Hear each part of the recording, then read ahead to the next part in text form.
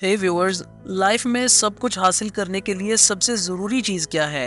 Health. जाहिर सी बात है, कुछ वक्त पहले तक लोग हेल्थ को एक वेल्थ मानते थे, लेकिन कंपटीशन और स्ट्रेस के साथ साथ बढ़ते इस दौर में कहीं ना कहीं हम सब अपनी हेल्थ को इग्नोर करना शुरू कर चुके हैं और इसी की वजह से बढ़ती लाइफस्टाइल डिजीजेस और थकती हुई जिंदगी हमारी किस्मत बन चुकी है। अगर मैं आपसे कहूँ कि लाइफ लॉन्ग हेल्थी रहने का सीक्रेट आपकी अपनी बॉडी में छुपा है, तो क्या आप मेरी बात पर यकीन करोगे? व्यूअर्स, हमारा जिस्म खुद ही हमारी जिस्म में सारी बीमारियों और जिस्म में जमा टॉक्सिन्स को खत्म करने की एबिलिटी रखता है, वो भी उसे खाकर। फिर चाहे वो ब्लॉकेज हो, वो इन्फेक्शंस हो, जिस्म में जमा टॉक्सिन्स हो या कैंसर सेल्स हो।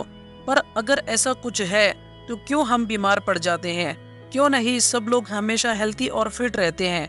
क्योंकि अपनी बॉडी के सबसे बड़े दुश्मन हम खुद ही हैं। हमारी लाइफस्टाइल चॉइसेस की वजह से हम खुद इस प्रोसेस को कम करके अपने जिस्म में बीमारियों को इनवाइट करते हैं। कैसे, ये जानेंगे हमारी आज की इस वीडियो में, जहां हम बात करने वाले हैं ऑटोफेगी के बारे में। तो वीडियो को आपने लास्ट तक देखना है ताकि आप अपनी हेल्थ को एक नया आयाम दे सकें और हेल्थ से वेल्थ और सक्सेस का सफर आप तय कर सकें। तो आइए वीडियो शुरू करते हैं। सबसे पहले हम समझते हैं ऑटोफेगी क्या है और कैसे होता है। ऑटोफेगी लफ्ज सबसे पहले Belgium biochemist Christian D Doue ने सन 1983 में कॉइन किया था। ऑटोफेगी के साइड और उससे जुड़े सेल ऑर्गेनल का पता लगाने के लिए 1974 में क्रिश्चियन डी डुए को फिजियोलॉजी और मेडिसिन का नोबेल प्राइज भी मिला था। उनकी डेफिनेशन के मुताबिक ऑटो यानी सेल्फ और फैगी यानी खाना, यानी सेल्स का अपने अंदर ही मौजूद चीजों को खाना ऑटोफेगी कहलाता है। पर यह प्रोसेस आखिर कैसे होता है? कैसे और क्यों सेल्स अपने ही अंदर मौजूद चीजों को खाना शुरू कर देते हैं? व्यूअर्स, हमारी बॉडी अपने आप में किसी मौजूदे से कम नहीं है। आज की डेट में भी साइंस इंसानी जिस्म को सिर्फ 20 से 30% तक ही समझ पाया है। हमारे जिस्म में 60 ट्रिलियन सेल्स है और रोज न जाने कितने सेल्स बनते हैं और कितने मरते हैं। ये प्रोसेस चलता रहता है ताकि हमारी बॉडी का होमोस्टेसिस यानी बैलेंस स्टेटमेंट मेंटेन रहे। ठीक इसी तरह एक सेल के अंदर ही कई नई चीजें बनती है और कई पुरानी चीजें टूटती है ताकि सेल जिंदा रह सके और प्रॉपरली काम कर सके। जिस तरह हमारी बॉडी सेल से बनी है, उसी तरह एक सेल भी कई सेल्स ऑर्गेनल्स से मिलकर बना है। सभी ऑर्गेनल्स अपना अपना काम करता है। कोई प्रोटीन बनाता है, कोई डीएनए बनाता है, तो कोई एनर्जी बनाता है। चाहे आप सो रहे हो या जाग रहे हो, इन सेल्स में कोई ना कोई प्रोसेस हमेशा चलती रहती है और इस दौरान कई वेस्ट मटेरियल सेल्स के अंदर ही इकट्ठा हो जाते हैं, जैसा कोई मिसफोल्डेड प्रोटीन, गलत बन गया न्यूक्लिक एसिड का टुकड़ा, या फिर कभी बॉडी में इन्फेक्शन हुआ, बॉडी इन्फेक्शन से लड़ी, वायरस से बैक्टीरिया तो मर गया और उससे डेड रिमेन्स वहीं पर पड़े रहे। ये सारा कचरा आहिस्ता आहिस्ता सेल्स में जमा होता रहता है और सेल्स की फंक्शनिंग को स्लो करता है, जैसे डायबिटीज, अल्जाइमर्स, पार्किंग सेल्स, यहाँ तक के कैंसर जैसी बड़ी बड़ी बीमारियां तक हो सकती है। इसीलिए सेल्स की प्रॉपर फंक्शनिंग के लिए ये बहुत जरूरी है कि ये कचरा वक्त पर साफ होता रहे और बस यही पर ऑटोफेगी का प्रोसेस काम आता है। ऑटोफेगी के दौरान सेल्स अपने अंदर जमा इस वेस्ट मटेरियल को रिसाइकल करके एनर्जी प्रोड्यूस करते हैं, जो सेल्स के सर्वाइवल के लिए बहुत जरूरी है। ऑटोफेगी बॉडी में मौजूद एक सेल्स का हाउस कीपिंग यानी कि बाय डिफॉल्ट फंक्शन है। आपको अलग से इसे स्टार्ट करने के लिए कुछ नहीं करना पड़ता, ये बॉडी में अपने आप होता रहता है। लेकिन प्रॉब्लम तब आती है जब ये प्रोसेस स्लो हो जाए या फिर काम ही ना करे। याद है आपको पुराना जमाना, जहाँ लोगों को डायबिटीज जैसी प्रॉब्लम्स नहीं होती थी, लोग 100 साल तक जीते थे, वो भी फिट और हेल्थी। क्यों? क्योंकि इनकी बॉडी सही से ऑटोफेगी कर रही थी और टाइम टू टाइम अपना कचरा रिसाइकल कर रही थी। ऐसा क्या था उन लोगों की जिंदगी में जो हम नहीं कर रहे? वो है फास्टिंग, खाने का सही रूटीन, यानी कि डिसिप्लिन्ड ईटिंग। आइए जरा उनकी और हमारी ईटिंग हैबिट्स को कंपेयर करते हैं। वो सुबह सवेरे उठते थे, अपने डेली के कामों के बाद एक हैवी मील लेकर अपने काम पर निकल जाते थे। काम के बहाने उनका वर्कआउट तो हो ही जाता था। उसके बाद अंधेरा होने से पहले एक बार खाना खा लेते थे और फिर सीधा अगले दिन। इसके अलावा वो लोग हफ्ते में 1 से 2 बार फास्टिंग भी करते थे। और हम क्या करते हैं? फास्टिंग तो छोड़ दो, दिन में कुछ ना कुछ खाते ही रहते हैं। 8-9 बजे नाश्ता किया, अभी वो पचा नहीं तो 2 बजे लंच कर लिया, उसका लोड कम हुआ नहीं, फिर स्नैक्स, फिर लेट नाइट डिनर, यानी टोटल मेस। और खाने का ऑटोफेगी से क्या लेना देना है? आप बताइए, अगर आपके पास सफिशिएंट अमाउंट में ताज़ा खाना होगा तो आप बासी क्यों खाओगे? या आपके पास नई चीजों का सरप्लस सप्लाई है तो आप कबाड़ का इस्तेमाल क्यों करोगे? किसी भी पुरानी चीज को इस्तेमाल करने का थॉट तभी आता है जब आपके पास किसी चीज की कमी हो। बिल्कुल वैसे ही हमारे सेल्स के साथ ही होता है। जब तक आप उन्हें एनर्जी और न्यूट्रिशन के सरप्लस सप्लाई आप एक्सटर्नली देते रहते हो, तब तक वो ऑटोफेगी मोड में नहीं जाती।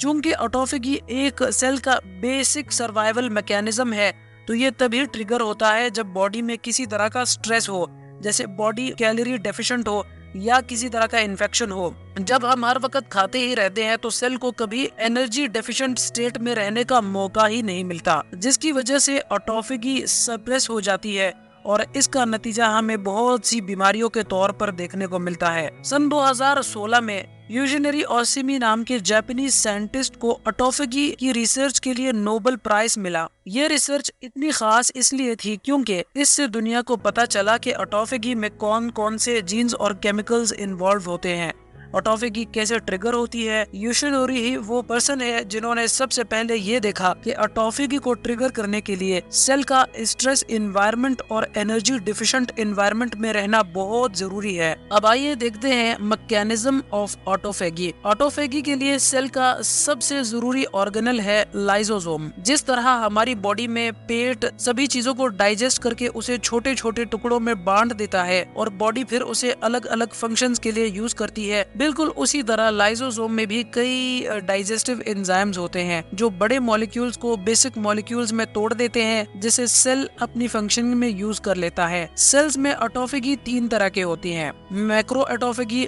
माइक्रो ऑटोफेगी और शेपरॉन मीडिएटेड ऑटोफेगी।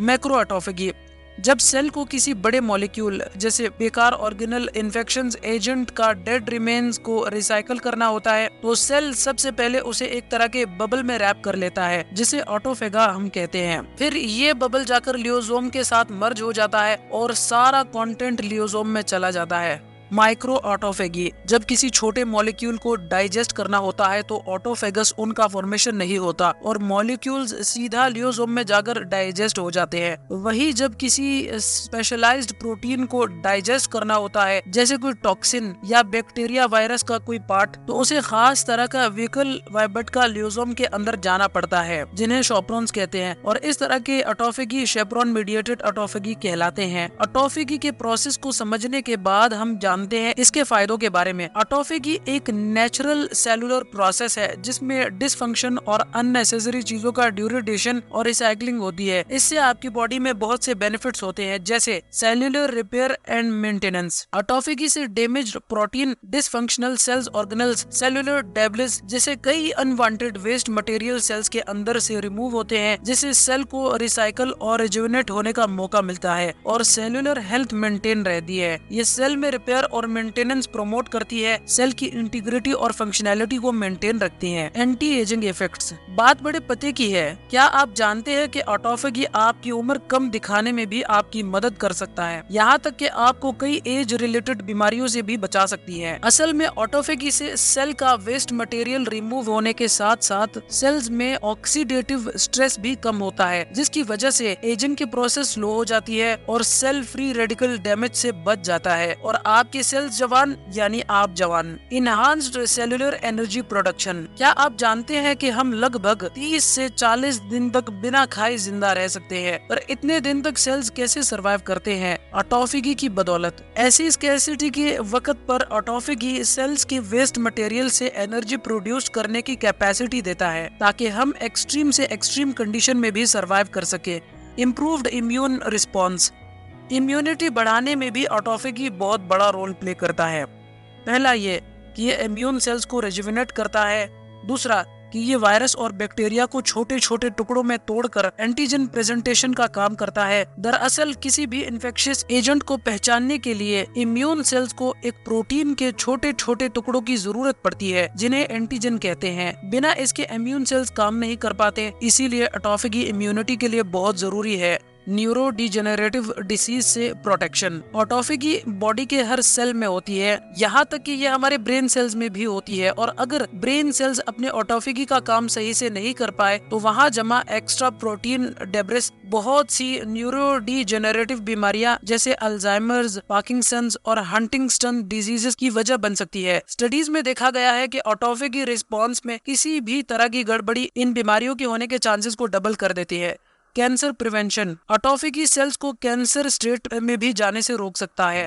कैंसर क्या है? सेल्स की डीएनए में डैमेज होना, जिसकी वजह से सेल्स बिना रुके मल्टीप्लाई करते जाते हैं। ऑटोफेगी सेल्स में जमा डैमेज डीएनए को खाकर सेल्स से स्ट्रेस कम करता है और किसी भी तरह की म्यूटेशन को जमा होने से रोकता है, जिससे कैंसर के डेवलप होने के चांसेस कम हो जाते हैं। अब आते हैं वीडियो के सबसे जरूरी पार्ट में कि अपनी बॉडी में ऑटोफेगी को मेंटेन रखने के लिए क्या करना चाहिए और क्या नहीं। एक बात जो इस वीडियो में हमने बार बार सुनी वो ये थी कि बॉडी में ऑटोफेगी तभी होती है जब बॉडी न्यूट्रन डिफिशिएंट स्टेट में होती है। तो इसके लिए आप 3 चीजें कर सकते हो। पहला है फास्टिंग, यानी कि रोजा रखना। तो जब आप रोजा रखते हो तो आप फजर की नमाज से लेकर मगरिब की नमाज तक खाना छोड़ देते हो, जिससे सेल्स पर स्ट्रेस पड़ता है और ऑटोफेगी स्टार्ट होती है। इसके अलावा रोजा रखने के हमारे जिस्म में और भी बहुत सारे फायदे होते हैं, जो मैं आपसे इंशाअल्लाह किसी अगली वीडियो में डिस्कस करूंगा। एक और बात जो यहाँ पर ऑटोफेगी के प्रोसेस को स्टार्ट करने में हमारी बॉडी में हेल्प करती है वो है एक्सरसाइज। जी हाँ व्यूअर्स, जब आप एक्सरसाइज करते हो, आप अपनी बॉडी को मूविंग स्टेट में रखते हो, तो फिर चाहे आपने थोड़ी ज्यादा कैलोरी भी ले ली हो, लेकिन वो सभी यूज हो जाती है और सेल्स एक्टिव बने रहते हैं, जिससे उन्हें ज्यादा एनर्जी की जरूरत महसूस होती है, जिससे वो ऑटोफेगी के जरिए पूरा करते हैं। सबसे पहले तो आपने ये करना है कि हफ्ते में कम से कम 1 मरतबा रोजा रखें, या फिर आप 2 मील्स पर डे रूल को फॉलो करें। नंबर 2, आप हर वक्त खाते ना रहे, अपनी ईटिंग आवर्स को रिस्ट्रिक्ट करें। नंबर 3, आप एक्सरसाइज करें। एक्सरसाइज से आप ऑटोफेगी के प्रोसेस को मेंटेन रख पाएंगे और आपकी बॉडी बीमारियों से आपको महफूज रख पाएंगी। हमें उम्मीद है आपको आज की हमारी वीडियो पसंद आई होगी। वीडियो को लाइक करें। आपको किसी मखसूस टॉपिक पर वीडियो चाहिए तो कमेंट सेक्शन में हमें बताएं, और इस चैनल को सब्सक्राइब करके बेल नोटिफिकेशन को ऑन करके चैनल को ग्रो करने में हमारी हेल्प करें।